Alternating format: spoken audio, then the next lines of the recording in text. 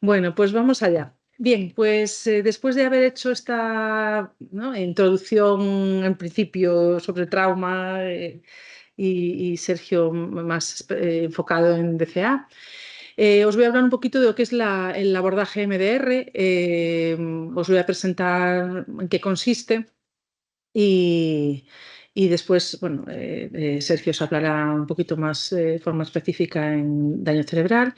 Y lo que sí que creo que es interesante es que después tengamos ese, ¿no?, ese tiempo para, bueno, pues para lanzar propuestas, debates, reflexiones bueno, eh, y continuar. Bueno, vamos allá. El abordaje MDR, veis que pongo abordaje porque realmente es abordaje, ¿vale? No es técnica, ¿vale? Habitualmente cuando se habla de MDR o coloquialmente a veces se habla eso como de técnica, pero es mucho más allá, ¿vale? Es un enfoque transdiagnóstico, es decir, veréis cómo es cierto que trabajamos no tanto sobre el diagnóstico de la persona, es decir, por lo tanto, nos da un poco igual que si es una depresión, una ansiedad o sea un poco lo que sea, es decir, me refiero en cuanto al tratamiento, ¿no?, en cuanto a la forma de abordarlo. Nos da igual, yo creo que, o sea, trabajar sabiendo que tenemos delante es básico, ¿no? Es decir, tenemos que tener una idea de lo que tenemos delante, pero sí que es cierto que, bueno, en MDR se habla de un protocolo, se habla de una forma de trabajo y es cierto que trabajamos de una manera determinada, pero no estanco, ¿vale? Un poquito a lo que tú comentabas de, bueno, un poco el protocolo de DCA, es decir, todo es como una adaptación, ¿vale? Es decir, o sea, efectivamente, como tú decías, en igual a uno, ¿no? Es decir, o sea, es una forma de trabajo individualizada. Eso es lo más importante, es que es individualizada al paciente que tenemos delante y habrá que hacer, en la medida en la que tengamos delante X pacientes, la adaptación que requiera, ¿no?, o que necesite.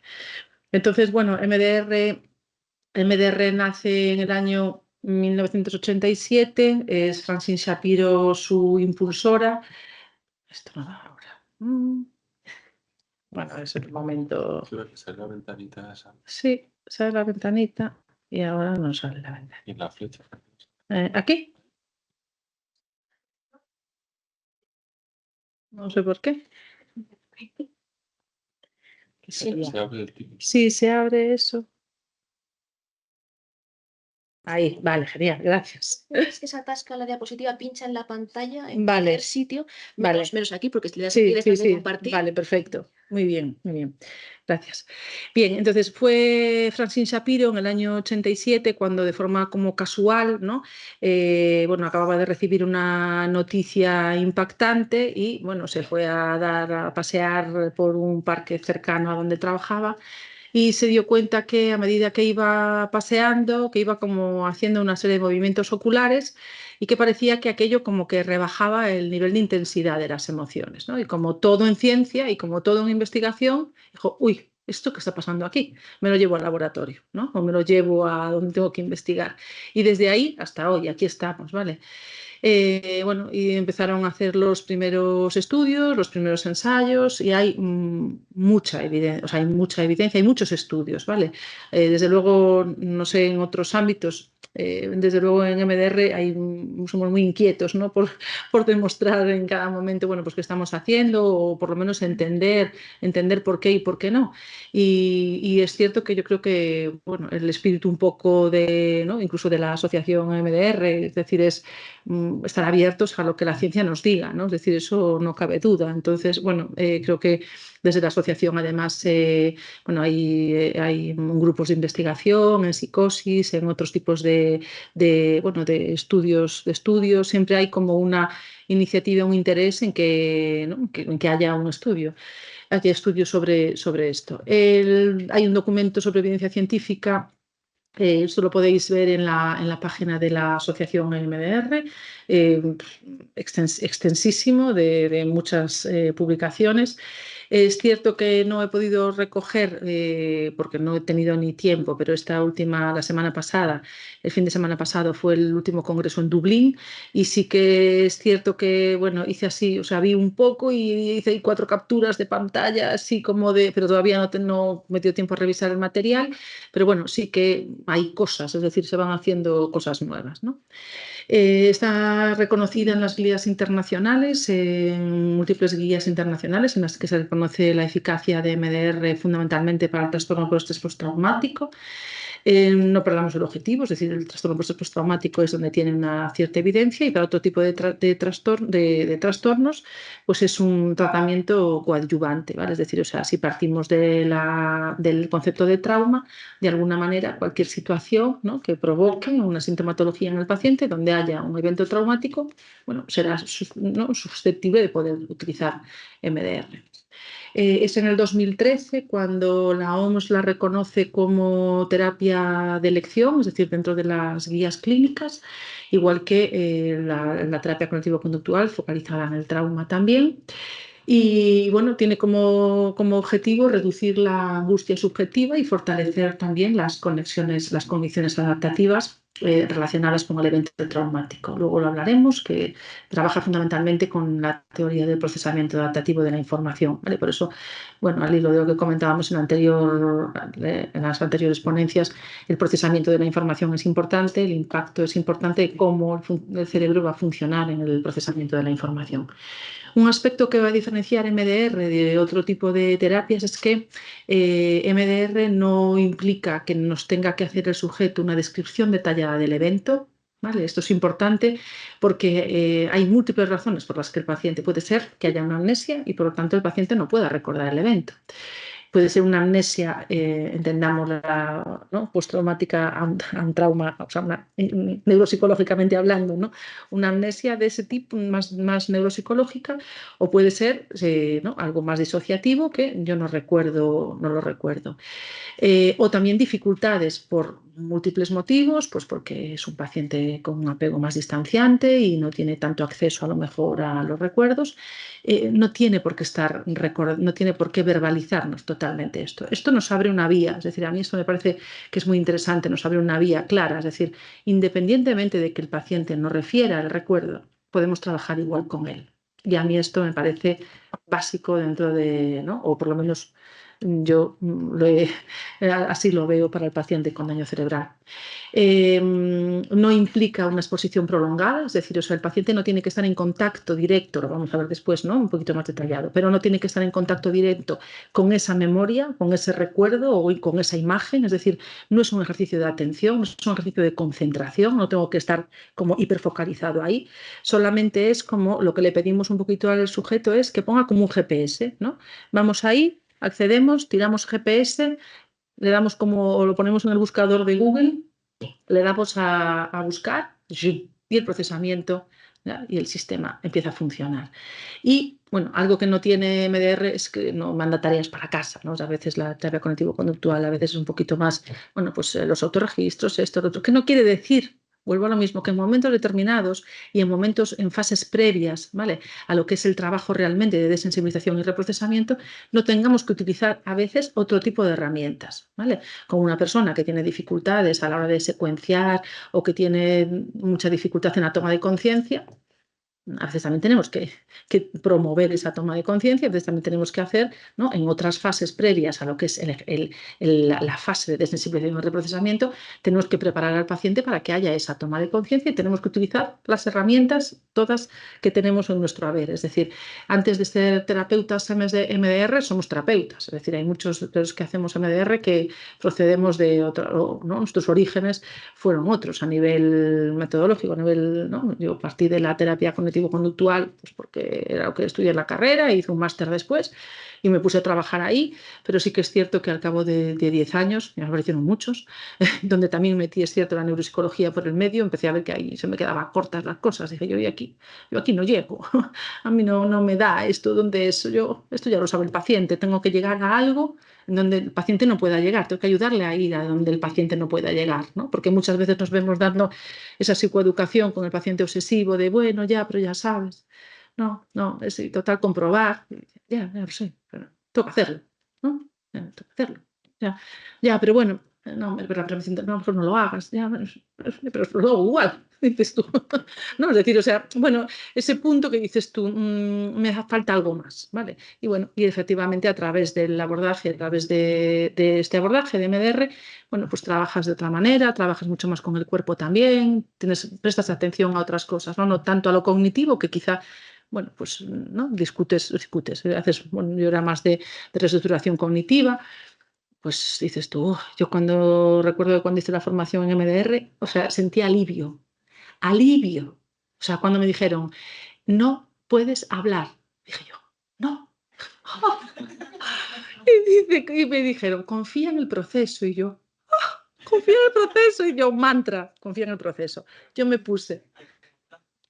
Pude no hablar, claro, yo soy muy aplicada y pude no hablar. Al principio pude no hablar, después ya es otro cantar, ¿no? Pero dije yo, confía en el proceso. Y cuando confías en el proceso y cuando confías en el sistema, ves cosas maravillosas, ¿no? Decía Howard Carter, cuando allí en la tumba de Tutankamón, dijo, veo cosas maravillosas. Pues yo también veo cosas maravillosas, ¿no?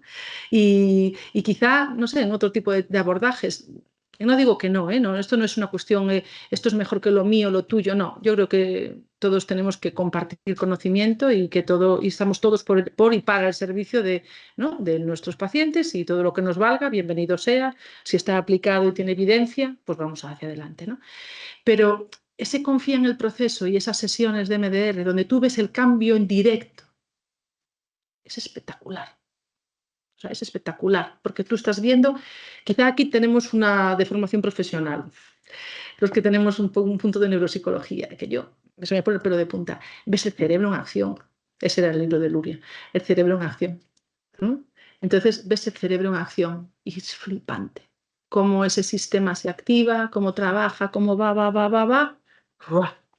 Y entonces es otra cosa, ¿no? Entonces, bueno, me lleva tareas para casa, pero vuelvo a lo mismo. Me lo pillo en igual a 1. Me pillo eso, Sergio. Bien, entonces, MDR, ¿por qué funciona MDR o por qué sabemos que funciona MDR? Vale, tenemos evidencia, sabemos que funciona por una serie de mecanismos, pero estamos abiertos absolutamente a la investigación, ¿vale? Es decir, o sea, yo si dentro de 10 años la investigación me dice, oye, mira, estos movimientos oculares no, ni sí, pues no. Pues vendré aquí y os diré, oye, mira, eso que os dije en el año tal, pues ahora no. Bueno, pues estaríamos equivocados o la ciencia nos dijo otra cosa, pero yo os voy a decir de momento lo que sí que está evidenciado y por lo tanto, pues no, yo creo que es así. Entonces hay varias hipótesis por qué funciona MDR y una de las que más quizá evidencia tiene y más peso tiene es la del modelo de la memoria de trabajo, ¿no? Parte de que los movimientos oculares, o sea, el modelo de la memoria de trabajo, parte de que hay, ¿no?, un sistema ejecutivo central que es el que es responsable de la integración y coordinación de la información que se almacena en 2 subsistemas, y en diferentes subsistemas tenemos el bucle fonológico, que sería el que almacena la información auditiva y verbal, y tenemos la agenda visoespacial, que se encarga de sostener y manipular la información visual. Entonces, ¿qué hacemos con los movimientos oculares? De lo que se parte es que los movimientos oculares lo que hacen es sobrecargar esta memoria de trabajo, es decir, hace una saturación de la memoria de trabajo de tal manera que se agota, ¿no? Se agota esta capacidad de poder mantener de alguna manera, ¿no?, esa información, de poder trabajar con esa información en la mente, y en esta competición de recursos de no tengo que hacer, tengo que dejar que venga, es decir, en todo esto y la estimulación bilateral, lo que ocurre es que favorece una degradación del recuerdo, volviéndolo menos emocional y menos vívido. Es decir, es como que el recuerdo se vuelve más lábil, podemos trabajarlo, pierde intensidad emocional y también pierde viveza, y por lo tanto produce una sensación de distancia, de cierta distancia con el evento traumático. Entonces, esto lo que hace es que, de alguna manera, lo que trabajamos también es como que el recuerdo se mantiene, ¿no?, se mantiene en estado lábil al hacer la estimulación, y lo que vamos a ver es que se produce también una transmutación de ese recuerdo y se va haciendo como una reconsolidación. Es decir, el recuerdo de alguna manera viene, provocamos esa sobrecarga de memoria de trabajo, el recuerdo se vuelve lábil o se degrada, ¿no?, se vuelve a guardar, volvemos a sacarlo, volvemos a guardarlo, y cada vez, ¿no?, se va como recolocando de alguna manera de forma diferente. El recuerdo negativo es negativo. MDR no borra los recuerdos. punto número 1, ¿vale? Ni borra las emociones, no. MDR rebaja, iba a decir elimina, me parece, aunque sí que lo hace, pero bueno, lo que hace es rebajar o quita el componente de sufrimiento a un recuerdo, ¿no? Un recuerdo negativo es negativo, no pasa a ser positivo, pero deja de ser perturbador, deja de generar sufrimiento ese recuerdo, ¿vale? Y se queda almacenado luego en una red mucho más adaptativa, ¿vale? Pero no lo borra. Lo que hace es que tú lo puedas recordar, pero que no tengas esa carga emocional tan intensa que muchas veces no recordamos porque la emoción es como, no quiero ni verlo. No, pues nosotros vamos a poder mirar a nuestra historia y poder mirar a nuestra historia y ver las cosas que nos han pasado, pero sin perturbación, sin sufrimiento, ¿vale? Pero no quiere decir, no, yo lo que voy a hacer es olvidar. No, esto no va de olvidar, todo lo contrario, va de colocar cada recuerdo donde está, ¿vale? Otra hipótesis en el funcionamiento de los movimientos oculares es lo que tiene que ver con la activación del sistema parasimpático. Sí que se ve que los movimientos oculares y la atención dual promueven cambios, como vimos, ¿no? Psicofisiológicos en el organismo, y lo que hacen es una reducción del arousal mediante una activación del sistema nervioso parasimpático. Y es cierto que se ven en algunos momentos, ¿no? Se ve una respuesta galvánica de la piel, baja la tasa cardíaca, las pulsaciones, y hay una modificación también en el patrón de respiración, ¿no? Consistente, bueno, en una respuesta más de relajación. Entonces, a veces es cierto que el propio sujeto que hace solamente con movimientos oculares es como que, ¿no? Como que baja un poquito ese arousal. Y otra hipótesis también dentro de los modelos psicofisiológicos es lo que se basan en la fase REM de sueño. Cuando nosotros hacemos ¿no? fase REM, o sea, sabemos que en el sueño hay varias fases, o fase REM no REM, REM no REM, es decir, vamos pasando a lo largo del sueño, y sabemos que la fase REM son movimientos oculares rápidos, ¿vale? Donde efectivamente hay mayor activación, es decir, o sea, no es sueño profundo, es decir, el sueño REM es un sueño más de actividad. A mí me gusta mucho un neuropsiquiatra que trabaja mucho en MDR y es Marco Pagani. Y Pagani, bueno, a mí me encanta porque es el que más tiene estudios sobre neurobiología ¿no? y ha estudiado el efecto de MDR con resonancia magnética funcional. Entonces, claro, si en directo ves los cambios, imagínate cuando estás en una resonancia magnética funcional, estás viendo cómo se está moviendo tu cerebro con la situación traumática. Bueno, ya eso ya es como, no sé si es demasiado íntimo ver eso, me parece, no sé si es, ¿no? Pero me parece como grandioso. Y él ha hecho muchos estudios sobre esto. Entonces, lo que dice en la fase REM de sueño, en que se basa, es que sostiene que la integración de la memoria episódica a la memoria semántica se produce mientras dormimos. Fijaos, os digo, lo comentaba en la primera ponencia, fijaos qué poco caso hacemos a las cosas. Cuando estamos preocupados, a veces tenemos un problema, ¿cuántas veces decimos lo consulto con la almohada? ¿No? Lo consulto con la almohada.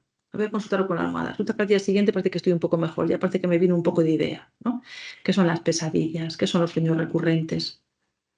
Son intentos, realmente son intentos de nuestro cerebro de procesar la experiencia. Por suerte, muchos episodios o muchos desajustes o desavenencias o encontronazos que tenemos en el día a día, pues pasan, ¿no? Se procesan, se digieren, pero hay otros que se quedan atascados y muchas veces están en bucle. ¿Qué pasa con los recuerdos intrusivos, con eso que no se me va de la cabeza, ¿no? Mi cerebro está ahí, está dando vueltas, y nosotros muchas veces en la noche decimos que hacemos un poquito de MDR todos los días, ¿no? Porque lo que pasa es que, bueno, el sistema procesa y esto es lo que ocurre, ¿no? Lo que sí que se sabe es que, bueno, que los movimientos oculares activarían mecanismos neurológicos similares a la fase REM de sueño a través de una respuesta de orientación, permitiendo la integración de las memorias traumáticas. En los últimos estudios, lo que se veía, no recuerdo el nombre del estudio, pero sí que lo leía, es que decían que cuando tú estás haciendo los movimientos oculares parece que se entra en no tanto en fase REM, o sea, no es tan exacto como fase REM, sino que todo lo contrario. Los movimientos oculares llevan a una actividad eléctrica más lenta. Entonces, es como si los movimientos oculares hacen una profundización de una actividad eléctrica, genera una actividad eléctrica cerebral más profunda, y cuando tú preguntas qué te llega, qué te viene, como si saltaras un poco a fase REM. ¿no? Es como si estuvieras, de alguna manera, parece que están investigando si a lo mejor realmente lo que ocurre es o sea, sí, se basan en la fase REM, pero porque hacemos primero los movimientos oculares que generan un poco como esa actividad eléctrica más profunda y luego elicitan, ¿no? O con la pregunta, sabemos que cuando preguntamos, ¿qué hacemos? Bueno, ¿qué hacemos? Respondemos, pero ¿qué provocamos con una pregunta? Provocamos una activación del córtex prefrontal, ¿no? Cuando, ¿no? Luego te digo, no, dime. La pregunta, ha dicho que hace. Hacemos una pregunta después de la estimulación. No, olvídate de la fase REM. Cuando hacemos una pregunta, ¿no? Sí, lo que hacemos, lo que parece que pasa es que realmente entrarías como en esa onda más parecida a la fase REM, ¿no? Pero bueno, estamos en ello, ¿no? Estamos en estudio. Y después hay otros modelos neurobiológicos que era un poquito lo que comentábamos a lo largo de las ponencias, ¿no? Pues hay estudios de neuroimagen funcional que observan que hay una restauración del control cortical, especialmente de regiones frontales, como estructuras subcorticales sobre estructuras subcorticales hiperactivadas del sistema límbico o como la amígdala, ¿no? Es decir, o sea, en el momento en el que ponemos de alguna manera en línea, ¿no? Es como si pusiéramos un poquito el cerebro en línea y vamos rebajando esa hiperactivación, ¿vale? Luego lo hablamos que esto tiene como mucha amiga. Y hay cambios también en los niveles basales de cortisol. Esto está aquí recogido en los estudios, sin embargo, cuando estudiamos neurobiología del trauma y hablamos de estrés y trauma, no sé qué has leído tú, yo en todo esto leo cosas como contrapuestas con respecto al cortisol y el estrés, ¿no? Que sí, que no, que a veces que sí, que a veces que no, que si hay un descenso, que hay un aumento. Bueno, el cortisol es cierto que forma parte, pero habría que hilar muy fino para saber realmente cómo sube o si baja, ¿no? O si las personas con estrés postraumático son más refractarias o no. Bueno, habría como que hilar muy fino, ¿no? Pero bueno, sí que es cierto que se ve unos cambios en los niveles basales de cortisol cuando hacemos estimulación bilateral o movimientos oculares. Entonces, una de las aportaciones más importantes que ha brindado MDR a la psicoterapia lo constituye esto, ¿no? Es que ha encontrado el modo de acceder a esa información almacenada en la memoria, ha llegado a estimular ese mecanismo de procesamiento y de llevarla a su resolución, ¿no? Sería como un poquito la base de esto. Os voy a hablar de alguna evidencia clínica, ¿no? De algunos estudios recientes. Bueno, hay un mogollón.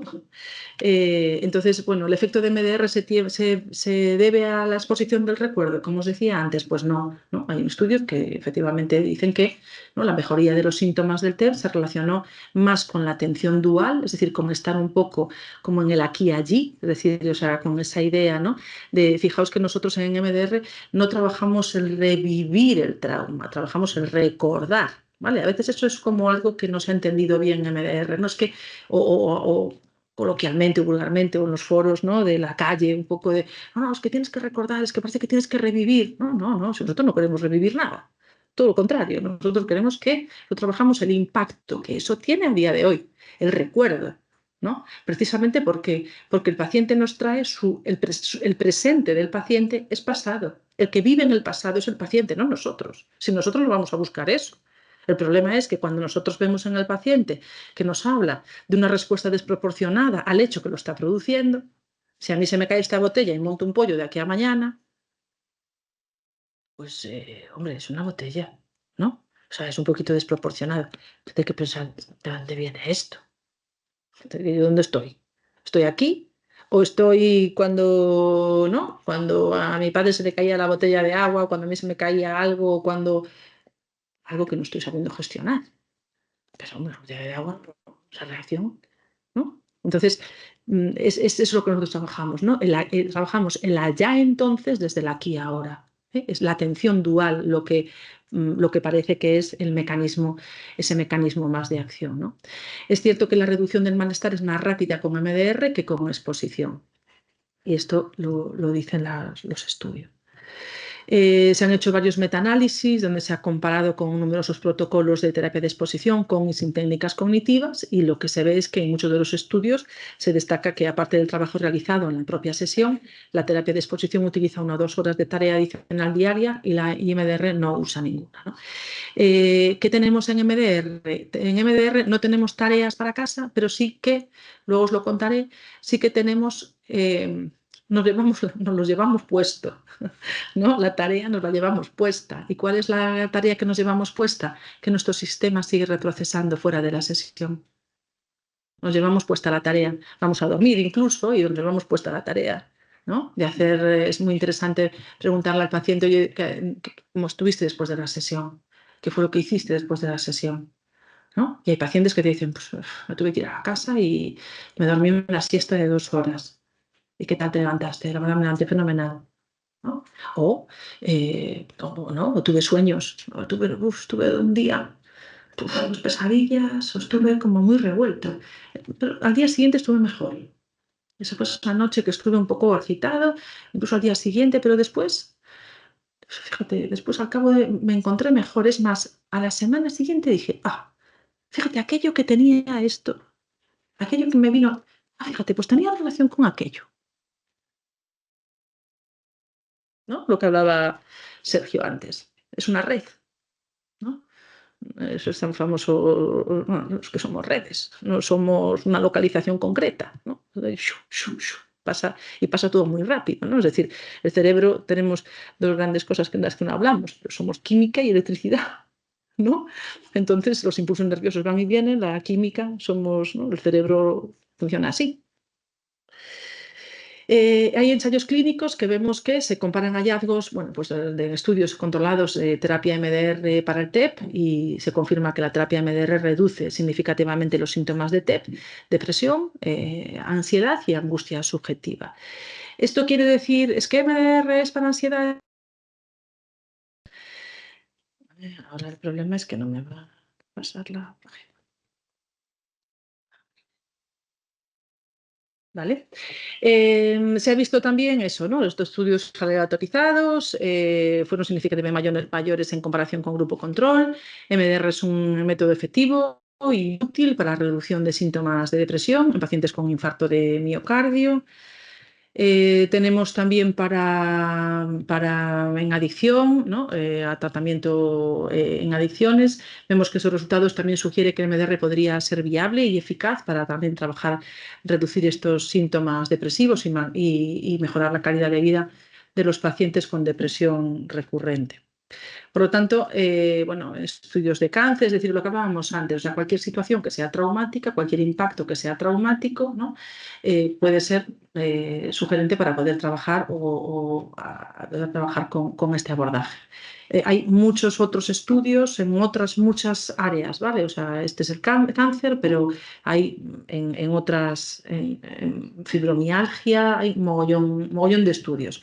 Yo os aconsejo, si queréis, pues que bichéis un poquito en la asociación, en el documento de evidencia científica, porque hay muchos, la verdad que hay un montón, ¿vale? Entonces, bueno, ¿en qué consiste MDR? Que es lo que yo quiero también, o sea, aparte de esto, que quede un poquito claro. Pues lo nuclear es esto, ¿no? La transmutación de estas experiencias almacenadas de forma disfuncional hacia una resolución adaptativa que favorezca la salud psíquica.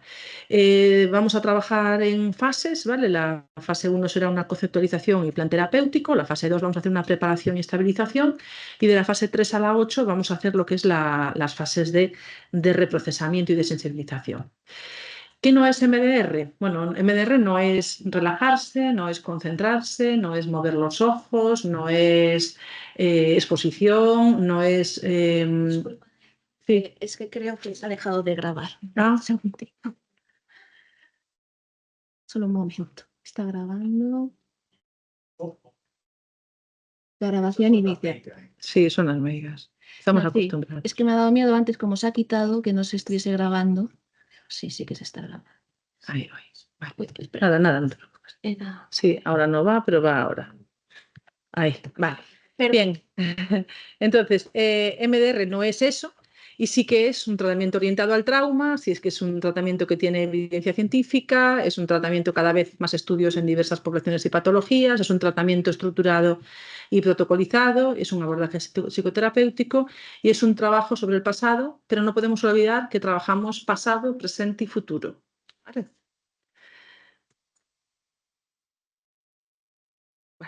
Entonces, lo que propone el modelo del procesamiento adaptativo de la información es que distintos problemas están vinculados a recuerdos traumáticos y experiencias adversas no procesadas.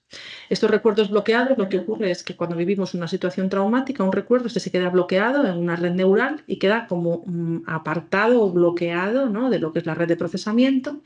Y entonces lo que nosotros trabajamos es a través de, ¿no?, de este ingrediente activo que son los movimientos oculares, la estimulación bilateral, lo que haríamos sería bueno, facilitar de alguna manera que este evento que está bloqueado en esta red vaya perdiendo esa carga, ¿no?, traumática o esa carga de perturbación y poder ir conectándolo con otra información adaptativa. Es decir, o sea, partiríamos de que un recuerdo que está almacenado de forma disfuncional, que de alguna manera está como generando sintomatología, ¿no?, sintomatología en el presente a este paciente, iríamos a ese recuerdo donde se origina, trabajaríamos con la estimulación bilateral y ese recuerdo pasaría a formar parte, ¿no?, conectaría con redes más adaptativas y pasaría a quedar almacenado de una forma más funcional o más adaptativa. ¿Vale? Esto sería un poco así como el circuito, más o menos, donde se basa el trabajo con el procesamiento adaptativo de la información. Cuando la persona vive una situación traumática, esta se queda guardada de la misma manera en la que fue vivida, ¿no? Muchas veces veis que se quedan con imágenes muy vívidas o sonidos o sensaciones, ¿no? Se quedan tal cual fue vivido. Y muchas veces esto es lo que hace que el paciente en su presente, el presente funciona como recordatorio de situaciones pasadas. En MDR se está empezando a hablar más, y a mí me gusta más, en vez de hablar tanto, porque a veces el concepto ya de trauma como que no sé, se ha desvirtuado ya un poco y se habla cada vez más de memoria patogénica, ¿no?, de lo que es el concepto de memoria patogénica. Y memoria patogénica serían aquellos recuerdos, de alguna manera, que están en la base, ¿no?, aquellos recuerdos, porque a veces un patrón de funcionamiento, ¿no? Es decir, o sea, lo que decía antes Sergio, nosotros hablamos de test grandes y de test pequeñas, ¿no? Las test grandes serían los agentes externos, ese impacto externo directo hacia nosotros, y las test pequeñas, podríamos decirlo así, a grandes rasgos, serían esas traumas más relacionales, ¿no?, que no por eso son menos complejos, porque a veces esto es lo que genera el trauma complejo, ¿no?, el test más pequeñas, ¿no? Entonces, lo que sería es que estos recuerdos pequeñitos, ¿no?, ¿dónde se forman? Pues se forman en pequeños recuerdos, en la gota malaya, ¿no? Cuando yo llegaba a casa y a mí nadie me veía, o cuando yo llegaba en mi casa nunca se habló de emociones, ¿no? En mi casa nunca se habló de esto. No, yo sé que algo pasaba en mi familia, pero nunca hablamos de esto. Es decir, hay muchas cosas, muchas historias, muchos recuerdos, muchas pequeñas cosas que a veces configuran o conforman el origen de lo que podemos ver como psicopatología posterior. Y esto es lo que nosotros hablamos de memoria traumática, ¿no? Son esos recuerdos que nosotros tenemos almacenados de forma disfuncional y que se van acumulando, es decir, el trauma se acumula, es decir, es como yo no estoy en traumática, pongo una piedra, ¿no?, y sigo hacia adelante, pero a veces voy tropezando en la misma piedra, ¿no?, y hace que yo cada vez sea más reactivo a determinadas situaciones en mi presente. Entonces, el modelo PAI, lo que decimos, accede a la información, estimula el sistema de procesamiento y desplaza la información a una resolución adaptativa en la que se queda almacenada sin perturbación. MDR consta de 8 fases, que las vamos a ver un poquito. La fase 1 sería como la fase de historia del paciente, donde vemos al paciente cuando viene y lo preguntamos como todos en psicoterapia, ¿no? Lo que pasa es que sí que es cierto que a veces la terapia centrada en trauma, esto da para un curso entero, porque, bueno, no es lo mismo una entrevista centrada más en el trauma que una entrevista que no esté centrada en el trauma. ¿Por qué? Porque el paciente está por encima de la información, porque a veces el paciente no puede acceder a determinada información, porque no lo tenemos que saber todo. La fase 1, la historia, ¿no? Yo llevo trabajando 2 años con un paciente. Ayer me contó algo que no me había podido contar.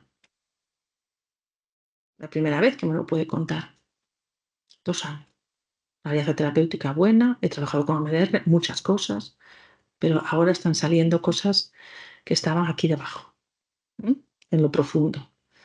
Yo esto no se lo voy a preguntar el primer día, ni el segundo, ni el tercero. Es más, a lo mejor ni siquiera podía acceder a él.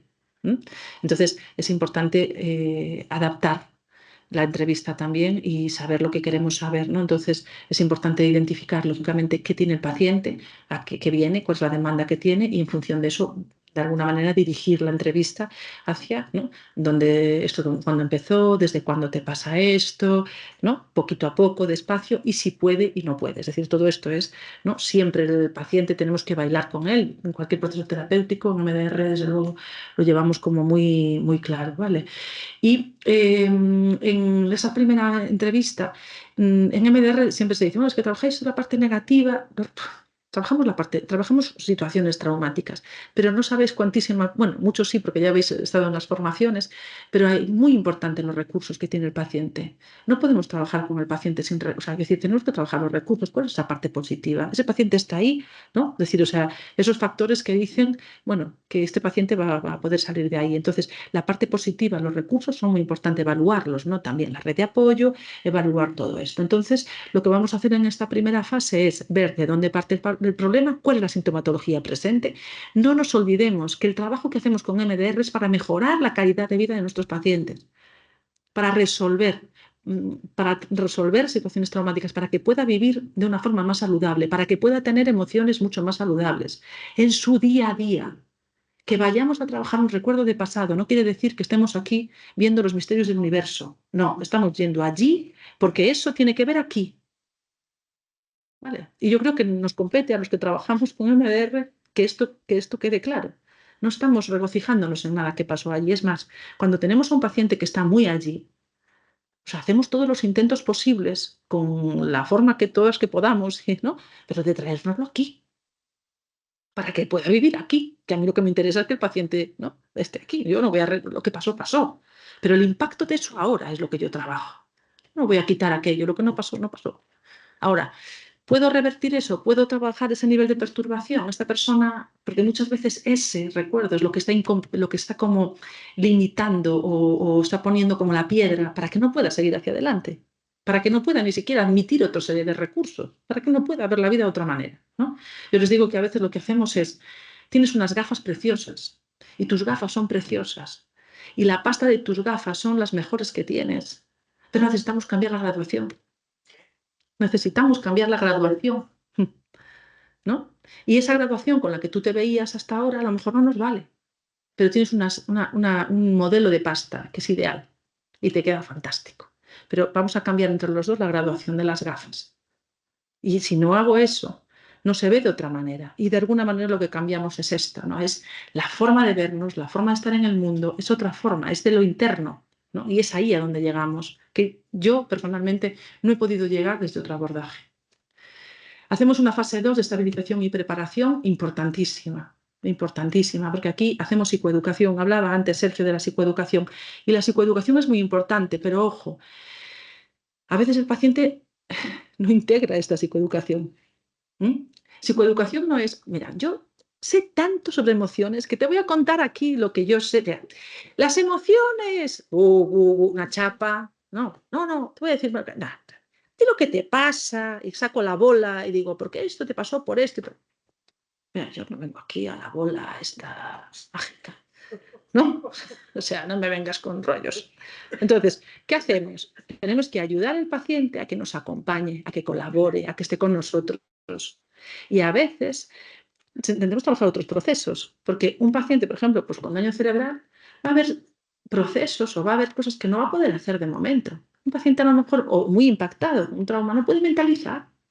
Un paciente que está invadido de cortisol o un paciente que está abrumado emocionalmente no puede mentalizar.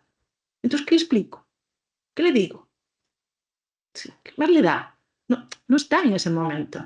Entonces, tenemos que ponernos dónde está el paciente, en qué momento está el paciente. Y en el momento en el que está el paciente, nos sentamos al lado y colaboramos, y es un aspecto colaborativo de acompañamiento. Porque no os olvidéis, las situaciones traumáticas o muchas de las situaciones traumáticas se viven en soledad. Y el trauma necesita acompañamiento.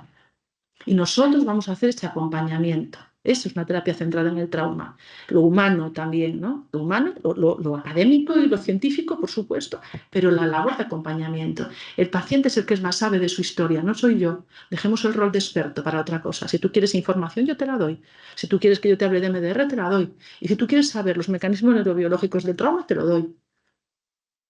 Pero sin ti yo no soy nada, en ese sentido. Somos un equipo y trabajamos juntos. Y esta fase 2 es muy importante.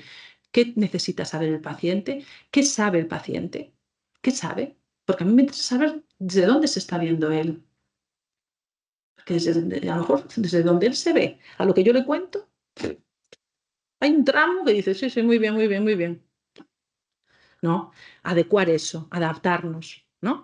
Escuchar activamente, empáticamente, más allá de sentarnos allí y coger nota, no, ¿no? Y esto se hace en la fase 2. Y esta fase 2 es transversal a todo el proceso. Vamos a preparar el sistema para eso y en esto, pues, antropología, ahí es una deformación. Yo creo que ahí tengo un poco de deformación profesional en esto. Y bueno, hay que trabajar también esas estructuras, hay que trabajar eso, ¿no? Y con daño cerebral y sin daño cerebral. Hablabas antes de las adaptaciones, ¿no?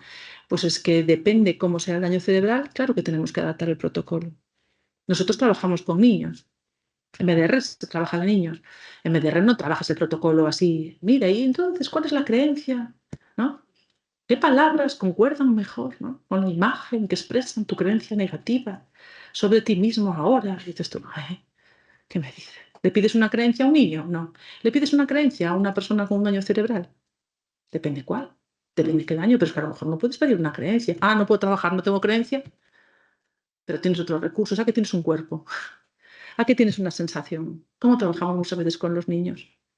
Tenemos un recuerdo, tenemos una sensación, tenemos una emoción, tiramos para adelante.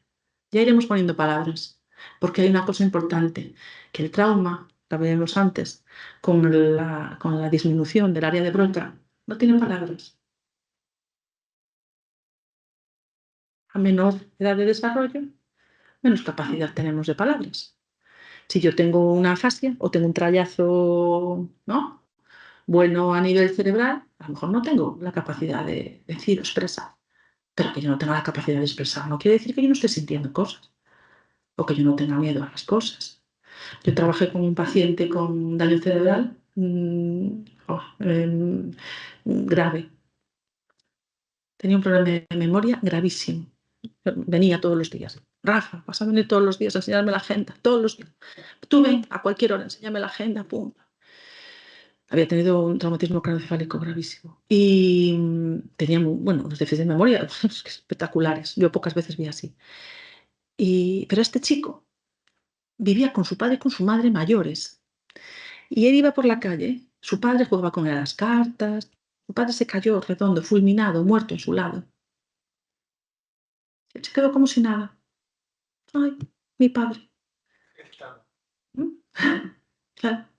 Pero él tenía esa sensación, él echaba de menos a su padre. Ah, lo dejo sin trabajar total, como es un daño cerebral, total no tiene memoria. Y al poco tiempo va por la calle, el trauma lleva al trauma, pero esto también también es mala suerte, ¿no? Por la calle atropellan a la madre estando él presente. Y dices tú, ¿y esto? ¿Cómo afecta esto a este paciente? Va, como ya no tenía memoria, ¿no? Ya total. No, pues este paciente siente. Este paciente se le vienen las cosas encima, lo dejamos o trabajamos con él. Yo creo que este es el reto que tenemos, ¿no? Y la sensibilidad, la idea de estas jornadas. Tenemos que trabajar con ese paciente.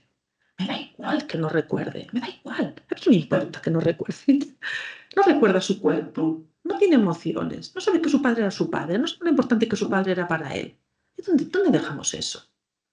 Porque eso tenemos que trabajarlo. Porque no estamos para trabajar la memoria. No va a recuperar la memoria. Tiene un daño cerebral grave. No funciona, no funciona. ¿No? Hablábamos de sustitución, reparación. La tiene. Esta persona vive la vida y tiene un sufrimiento. Paliemos eso. Podemos hacerlo. Hagámoslo. ¿No? Entonces, esto es un poco como el gran reto que también yo creo que tenemos un poco ante estos pacientes, ¿no? Y bueno, y Rafa trabajó y trabajé y bueno, a su manera, claro que procesan de forma diferente, pero vienen cosas, se mueven cosas, no te hace falta que sea todo tan explícito, ves cambios a nivel emocional, ves cambios a nivel de sensación en el cuerpo. Dices tú, hombre, ¿no? Que un paciente haga esto, dices tú, ya, bien, ahí está. Te diga, no sé, como alivio. Dices tú, como si me sacara una carga. Dices tú, ¿no? Pues, no sé, no creo que eso sea conformarnos con poco. Creo que eso es trabajar con un paciente que en un primer momento decías, total, pues tiene un problema de memoria, ¿qué más da? Le pasan cosas, pobre. No, hay algo más. Entonces, esta fase 2 es una fase muy importante porque vamos a estar todo el tiempo trabajando en la preparación y estabilización del paciente cuando se nos regula. Voy a ir rápido. Bueno, empezamos 15 minutos más tarde. Vale. No, quiero decir que aunque nos comamos un rato del coloquio, ¿no? Quiero decir que se lo quitamos al coloquio y seguimos aquí. Vale. Entonces, en la fase 3 lo que hacemos es un acceso al recuerdo.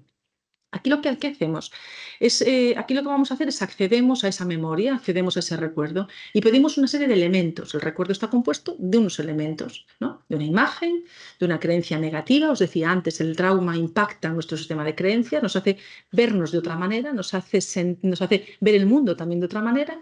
Pedimos una creencia positiva, porque nosotros queremos, desde el primer momento que accedemos al recuerdo, queremos saber a dónde llegamos, tenemos un faro. Si yo parto de una creencia de yo estoy en peligro, ¿no? O yo no valgo, ¿a dónde quiero llegar? Yo quiero llegar a que este recuerdo esté en mi mente, pero que yo pueda creer de mí misma sí que valgo. O que yo pueda creer, ahora estoy a salvo. Eso es lo que yo quiero creer, a pesar de que me acuerde de eso, a pesar de que eso esté en mi mente, que sigue estando, ¿sí? Le vamos a pedir un nivel de perturbación, ¿no? Unidades subjetivas de perturbación.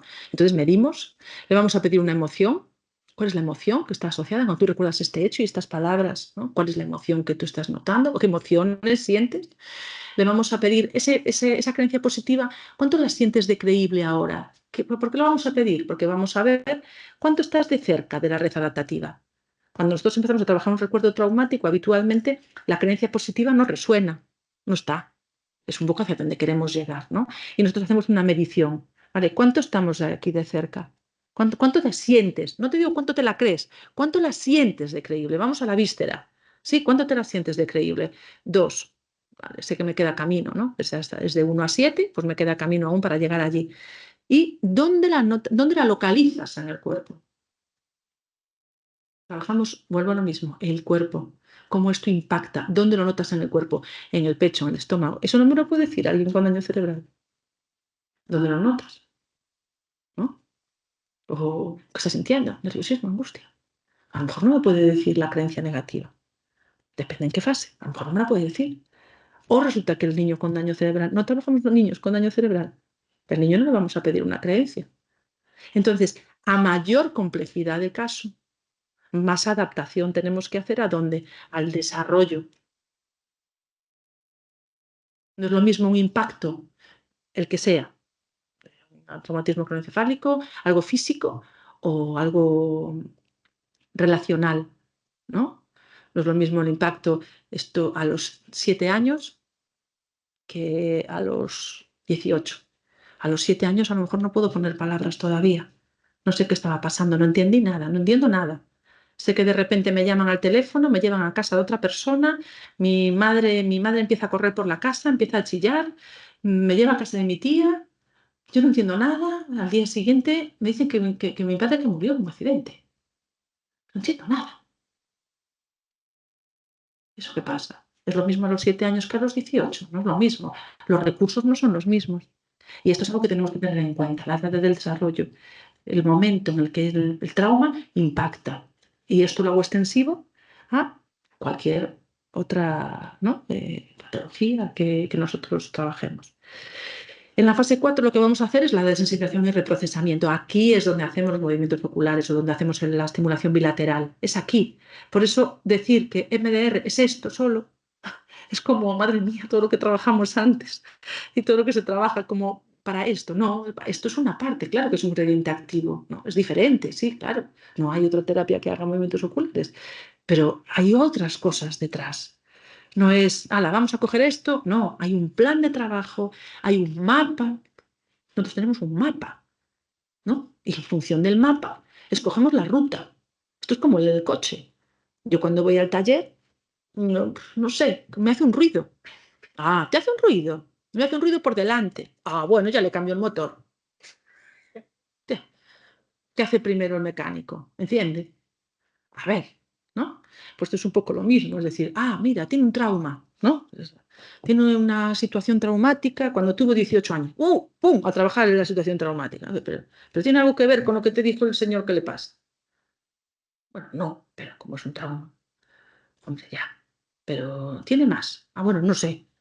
Bueno, sí, pero como estará más grande, empecé por ahí. ¿No? Y dices tú, hombre, bien, pero ¿qué tal si tenemos el mapa y decimos, ahora que tenemos el mapa, fíjate, pero es que esto está aquí, esto está aquí, esto está aquí. Ahora ya entiendo, ya tengo las piezas y ahora digo, pues ahora creo que con estas piezas y tal y como está el paciente, no perdemos de vista al paciente, voy a empezar por aquí. Esa es la ruta, ¿no? A lo mejor me trata de cambiar el motor. Digo, hombre, una bujía, aquí de nada. Vale, fenomenal. Entonces, esta fase lo que hacemos es desensibilización y reprocesamiento, es decir, dejamos que venga lo que tenga que venir. Dejamos que el sistema del paciente empiece a funcionar sin juicios, lo decimos, ¿no? Deja que venga lo que tenga que venir, no juzgue si lo que venía debería de venir o no, simplemente, no hay un supongo que en este proceso y deja que venga lo que tenga que venir. Y dejamos que vaya viniendo las cosas. Y vienen. Algunos estáis aquí que habéis hecho la formación y habéis hecho las prácticas, vienen. A veces vienen cosas que no sabíamos mucho que estaban por ahí. A veces dices, ¿por qué me vendría esto? No juzgues, no juzgues. ¿No? Pero sigues. Y ahí es donde estás viendo como ese cambio. ¿Vale? ¿Y qué vemos? Cuando pasamos de fase. ¿No? Mis hijos se reían mucho porque decían, ¿pero en qué fase estás? Cuando hacías lo de los niveles me decían, pero aún estás en el nivel 2. ¿Pero cuántos niveles hay aquí? Esto como el Mario Bros, ¿no? Y esto de las fases igual, ¿no? Dices tú, ¿pero cómo la fase? ¿Cuándo pasas de fase? ¿No? Pues aquí pasamos de fase cuando el nivel de perturbación es 0. ¿Sí? No pasamos a la siguiente fase hasta que el recuerdo está desensibilizado y reprocesado en ese sentido. Es decir, hasta que el nivel de perturbación es 0. Pasamos a la siguiente fase. ¿Y qué hacemos aquí? Una vez que hemos desensibilizado ese recuerdo y hemos bajado el nivel de perturbación, nos vamos a ese faro, a esa creencia positiva. Oye, ahora que esto ya está de esta manera, estas palabras de yo valgo, ¿cómo son ahora? ¿Las ves adecuadas? Sí, pues me parece que están bien adecuadas. Oye, ¿cómo las sientes de creíbles ahora? Pues fíjate, ahora lo veo de otra manera. Claro, es que yo ahora cuando miro el recuerdo ya veo las cosas de otra manera. Ya veo que ya no estoy allí, ya veo que ya pasó, ya veo que, fíjate, no me había acordado que aquel chico de la ambulancia me miró, me echó la mano, estuvo conmigo, no me había acordado de eso. Porque cuando nosotros cuando nosotros trabajamos en esa fase 4, el recuerdo, hay muchas veces, sabéis que el trauma muchas veces hace como un cañón de escopeta. Pero cuando trabajamos el trauma, yo se lo digo mucho a los pacientes, le digo, pon los ojos, haz esto, hacedlo, eso que estáis aquí, hacedlo, poned así, mirad a través de esto. Esto es el trauma. Ahora mirad así, abrid. Eso es lo que está alrededor. Entonces, cuando a veces trabajas la situación traumática, empiezas a ver otras cosas. Hay conexiones, pero también hay, fíjate, me acordaba yo de que me atendió aquel de la ambulancia, qué majo era, estuvo conmigo todo el tiempo. O el de la grúa, estuvo todo el tiempo allí conmigo hasta que vino el de la ambulancia. Usted no me había acordado. Amigo. ¿No? Como que se abre. Entonces, en esta fase 5, ¿qué hacemos? Creencia positiva. Estamos más cerca de la raza adaptativa, ¿no? Y habitualmente lo que vemos es que cuando hacemos esa medición, el nivel de validez de esa creencia positiva, pues es de 6 o de 7. Es decir, ya estamos ahí, ¿no? Como queriendo ya acercarnos a esa red adaptativa. Eso quiere decir que ese recuerdo que estaba de forma disfuncional está pasando a una red mucho más adaptativa, funcional y que no nos da síntomas en el presente. ¿Vale? Bien, examen corporal, última fase, de las últimas fases es el examen corporal. Vaya por Dios, el trauma del cuerpo, ¿no? Y resulta que el examen corporal, pues hasta que el cuerpo no está libre del trauma de perturbación, no consideramos que el recuerdo esté procesado. Entonces, nosotros procesamos, o sea, preguntamos, hacemos un escaneo corporal, vuelve otra vez a ese recuerdo, mira un poquito cómo está, cómo lo ves ahora, mira, chequea un poquito la sensación en el cuerpo y si el cuerpo está libre, si el cuerpo está bien, ok, es como que el cuerpo, ¿no? El cuerpo lo ha eliminado, el cuerpo, el impacto ha salido. Hacemos una fase 7 de cierre, siempre hacemos una fase de cierre que es el reprocesamiento continúa fuera de aquí. Se lo decimos siempre al paciente. Ojo, puede ser que vengan nuevas cosas, nuevos insights, pero tengan en cuenta que el procesamiento sale de aquí.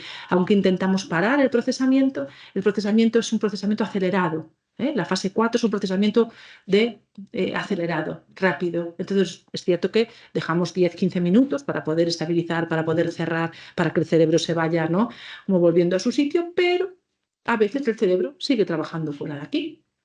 Se lo decimos, le decimos que si quiere, tiene interés o le apetece, pues oye, que lo vaya registrando si quiere, y lo comentamos en la siguiente sesión, o incluso que si necesita, desde luego, que nos llamen. Hay cualquier cosa, pero yo llevo 15, 16, no sé cuántos años trabajando en MDR, la verdad, creo que nunca me ha llamado nadie. No, la verdad, no sé. No. A veces sí que es cierto que si yo tengo una sesión un poquito más complicada o más difícil, ¿no? Con algún paciente, es cierto que a veces, a lo mejor al día siguiente le escribo, oye, ¿qué tal? ¿Cómo estás? ¿Cómo te ha ido? ¿Cómo vas? Ah, pues estoy mejor, o esto, lo otro, tal, vale, ¿no? Feedback y nos vemos en la siguiente sesión. Pero no me suelen llamar. Y una fase 8 que hacemos de reevaluación. La fase 8 lo que vamos a hacer es, vale, este recuerdo que ya trabajamos y que en principio se quedó como cerrado, realmente después de estos 15 días o de este mes que no nos vemos, ¿sigue estando así? Entonces chequeamos. Oye, ¿esto qué tal? Sí, lo sigo. No, pues sí, pues está. Chequeamos. Es decir, pasamos el algodón, hacemos la prueba del algodón, no hay perturbación. ¿Y entonces qué haríamos? Seguimos al siguiente recuerdo en el plan de trabajo. Este sería un poco, así como a grandes rasgos, el trabajo. Vamos a trabajar situaciones de pasado, vamos a trabajar disparadores de presente y, como os decía, también vamos a trabajar plantilla de futuro, ¿vale? Lo vamos como por fases. Primero trabajamos los recuerdos de pasado, que es donde están las raíces, ¿no? De esto que nos pasa, y vamos evolucionando de alguna manera, vamos a trabajar los disparadores de presente, desactivamos esos disparadores de presente y luego trabajamos la plantilla futura. La próxima vez que te vuelvas a ver cogiendo el coche, la próxima vez que vuelvas a esto, otro. Vale. Hay múltiples trabajos que se pueden hacer con MDR. Yo hablaba antes con Sergio y decía yo uno concretamente, es decir, o sea, un caso, me mandan casos los fisioterapeutas, ¿no? Y a veces, o sea, porque hablábamos del cuerpo, y a veces pues intervenciones, ¿no? Bueno, dolorosas o a veces mala praxis también. Es cierto que todos podemos tener en un momento determinado una mala praxis y bueno, pues hay que asumirlo, no pasa nada, pero ¿no? De un paciente que le habían hecho una maniobra demasiado brusca en una fisioterapia y no era capaz de trabajar de más en fisioterapia, no era capaz de sacar el codo más aquí. Y trabajé con MDR, claro. Trabajé ese evento traumático, ¿no? Sí, pudo extender el brazo absolutamente, en colaboración con la fisioterapeuta. Claro, yo lo que saqué, nosotros lo que sacamos en la parte del trauma, de lo que fue el impacto y de la confianza. ¿Qué hacemos? ¿Qué fue aquello? Fue una ruptura de la confianza también. Es decir, fue una situación traumática. O sea, ostras, ahora a ver si me va a volver a hacer lo mismo, ¿no? Entonces, trabajando aquella situación traumática y, lógicamente, la fisioterapeuta trabajaba en su parte, la persona pudo hacer su extensión hasta donde se podía llegar. Además, era profesor. Entonces, claro, esa hiperextensión, claro, es que no podía escribir en el encerado. Entonces, realmente le limitaba mucho la vida. Y lo llevé, no recuerdo ahora las sesiones que hice, pero bueno, hice el trabajo que tenía que hacer con él y el chico extendió su brazo y sigue trabajando. Quiero decir, que donde hay esas situaciones podemos trabajar. Y ahora os quería compartir esto. Este es David. David es un paciente, bueno, yo le tengo mucho cariño. Es un chico que con 17 años tuvo un atropello, tuvo un traumatismo craneoencefálico severo con Glasgow 4, llegó fatal. Un chico de altas capacidades, con su idea de ser ingeniero, un hombretón guapo además, un chico encantador. Y yo hice la valoración neuropsicológica cuando hoy tiene 24 años, hace, pues no sé, 7, 8 años, ¿no? 6 o 7 años. Hice la valoración neuropsicológica de él y, bueno, tenía una lesión axonal difusa grado 3, tenía sus alteraciones importantes. y tenía un componente también obsesivo, bueno, bastante marcado, ¿no? Es decir, con un síndrome frontal ahí también, todo el golpe fue muy frontal también, bueno, el atropello fue importante. Y este chico estuvo en la Goodman mucho tiempo, estuvo el tiempo 2 o 3 meses en la Goodman y la rehabilitación física bien, es un tío muy trabajado, que trabaja mucho. Y yo trabajé con él de muchas maneras. Él, como me encontró para hacer la valoración, pues la verdad que siempre tuvimos buen rollo, ¿no? Y de vez en cuando él venía y tal. Bueno, este chico hizo educación infantil, acabó el grado de educación infantil, está preparando las oposiciones, se fue el año pasado a trabajar a campamentos de verano a Londres, o sea, por ahí. Bueno, es simpatiquísimo, es un chico muy majo. Y empecé a trabajar con MDR con él. Ya trabajé antes sin MDR y ahora con MDR. Aunque yo ya tenía el abordaje, pero él como que no era el momento. Y cuando no es el momento, no es el momento. Entonces, esto fue así, aquí te pillo, aquí te mato, porque fue, ay, David, que voy a dar una charla en la TEADAC, ay, qué ilusión me hace, tal, oye, ¿qué te parece? Tú te harías así con el móvil, yo estoy enfrente, o sea, ya veréis que la pregunta no me salen las preguntas, o sea, porque es como, ¿me quieres hablar un poco de lo que tú ves que para ti es MDR? Sí, tal. Bueno, os lo voy a poner, son 3 minutos, ¿vale?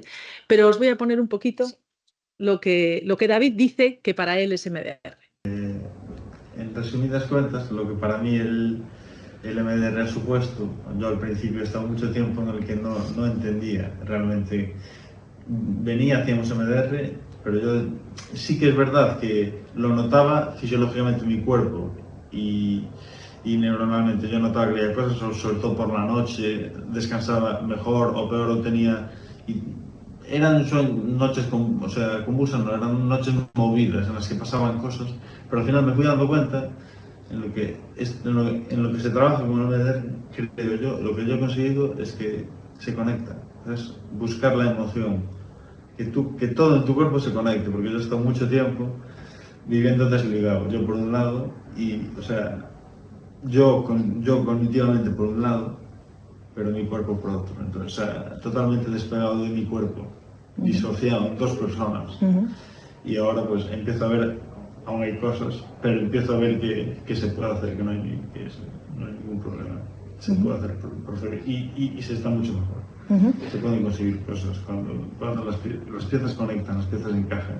Simplemente, es que está dentro de ti. Y en eso, David, has visto si el trabajo, hemos trabajado antes, ¿no? Hemos tenido una época más que no hemos trabajado con MDR y hemos empezado a trabajar con MDR, ¿no? Y hace tiempo que trabajamos. No sé si tú has notado que si el hacer las sesiones con MDR, casi siempre hacemos estimulación bilateral sobre alguna diana, ¿no? Si has notado que te ha ayudado como a que la información saliera mejor, a que se conectara mejor, sin tanto esfuerzo por tu parte. No sé si esto has podido notar algo de esto, ¿no? Pues, ¿O cómo lo has notado tú? ¿Cómo lo describirías? Eso venía, claro, había partes de mí o recuerdos que ni me acordaba de ellos, y esto es lo que te comentaba, esas noches movidas, yo al final eran momentos en los que me empecé a acordar de cosas, emociones, recuerdos que han ido surgiendo, pero sobre todo, principalmente he conseguido conectar, y partes que estaban como apagadas, realmente ver que estaban ahí, y que... Y tú, el balance que tú haces un poco del trabajo con MDR en tu vida diaria, ¿cómo es para ti? ¿Qué te parece? ¿Que has podido llegar a, si ha habido algo a nivel de vida diaria que has visto algún cambio? Pues creo que no puedo decir otra cosa más que sí. Que ahora sobre todo es eso, es quitar las capas que tú mismo por tus ideas pues que te has creído, que te has formado, que la sociedad te ha puesto, lo que sea, quitar esas ideas y ver que realmente eres capaz. Yo soy capaz, que las cosas se pueden conseguir, que no todo es tan complicado, realmente está dentro de nosotros, lo que necesitamos es conectar. A mí el MDR me ha enseñado eso, a conectar conmigo. Vale, gracias, David. Pues creo que, ¿no? Gracias a David, ¿no? Porque ha puesto un poco como el punto y el broche, ¿no? Pero es así. Bueno, además es algo espontáneo, es decir, fue así como, ¿no? Aquí te pillo, aquí te mato. Así que bueno, yo creo que lo podemos dejar esto, bueno, esto es un poco lo que yo os quería contar, podría contar, pero esto es lo que yo os quería contar. Y después yo creo que podemos en el momento del coloquio, del debate o lo que sea, pues hacer ya hablar un poco sobre reflexiones y preguntas, que os queden cosas, bueno, cualquier duda que os surja con respecto al abordaje o eso, pues me las hacéis si queréis. Bueno, dejo a Sergio. Muchas gracias.